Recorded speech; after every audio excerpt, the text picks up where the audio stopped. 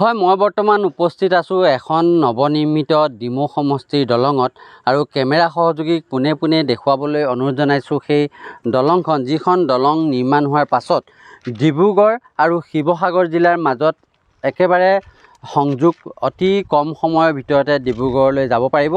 আৰু এই ঠাইডোখৰ এই দলংখন নিৰ্মাণ হৈ আছে ইটাখুলি আৰু গৰুসুতি যি সংযোগী এই দিহিং নদীৰ লগত সংযোগী এই ইটাখুলি আৰু গৰুসুতিৰ মাজত এইখন সংযোগী দলং হৈ আছে।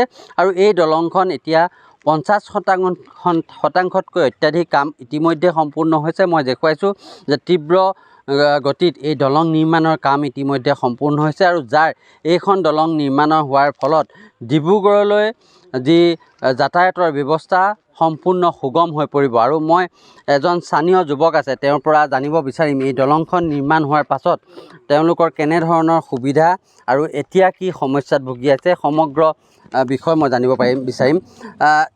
এতিয়া যদি এই দলংখন হৈ যায় আপোনালোকৰ ডিব্ৰুগড়লৈ যোৱা শিৱসাগৰ আৰু ডিব্ৰুগড় সংযোগী কিমান সুবিধা হ'ব? নিশ্চয়কৈ এই দলংখন যেতিয়া সম্পূৰ্ণ হৈ উঠিব আমাৰ শিৱসাগৰ আৰু ডিব্ৰুগড়ৰ যিটো যাতায়াতৰ মানে আপোনাৰ ব্যৱস্থাটো মানে যথেষ্ট সুচল হ'ব। আগতে কিমান সময় লাগে আপুনি ডিমৌ হৈ আমি যদি প্ৰায় ডিব্ৰুগড়লৈ যদি যোৱা হয় প্ৰায় আপোনাৰ 2 ঘণ্টামানৰ ওচৰ সময় লাগে। কিন্তু এই দলংখন যেতিয়া সম্পূৰ্ণ হৈ উঠিব এই দলংখন সম্পূৰ্ণ হৈ উঠিলে প্ৰায় আধা সময় মানে আপোনাৰ কমি যাব, মানে ঘণ্টাত আপোনালোকে পাই যাব। হয়, আৰু মানুহৰ বিভিন্ন সময়ত বিভিন্ন সমস্যা আহে, বিশেষকৈ স্বাস্থ্যজনিত সমস্যা। মই সেইটোৱে জানিব বিচাৰিছিলোঁ। হয়, আমাৰ মানে কেতিয়াবা বিভিন্ন কাৰণত ইমাৰ্জেঞ্চি কণ্ডিশ্যন হৈ যায়। মই নিজে এজন জৰুৰীকালীন চিকিৎসা সেৱাৰ লগত জড়িত কৰ্মী হিচাপে মই মানে অতিকৈ আনন্দিত হৈছোঁ মানে বিশেষকৈ এই দলংখনৰ কামটো যেতিয়াৰ পৰা আৰম্ভ হ'ল আৰু হয়তো মানুহ যথেষ্ট উৎফুল্লিত হৈছে।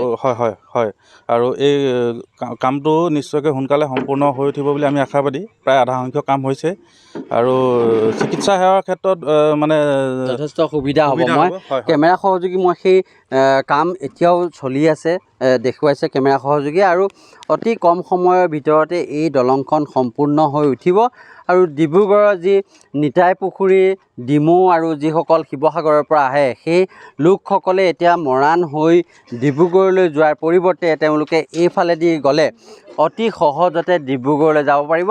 আৰু আটাইতকৈ ভাল খবৰটো হৈছে যিসকল লোক চিকিৎসাজনিত কাৰণত ইমাৰ্জেঞ্চি ডিব্ৰুগড়লৈ যাবলগীয়া হয় সেই লোকসকলৰ যথেষ্ট সুবিধা হ'ব আৰু ডিমৌ সমষ্টিৰ লোকসকলে এই দলংখনৰ পৰা যথেষ্ট উপকৃত হ'ব বুলি স্থানীয় ৰাইজে জানিবলৈ দিছে।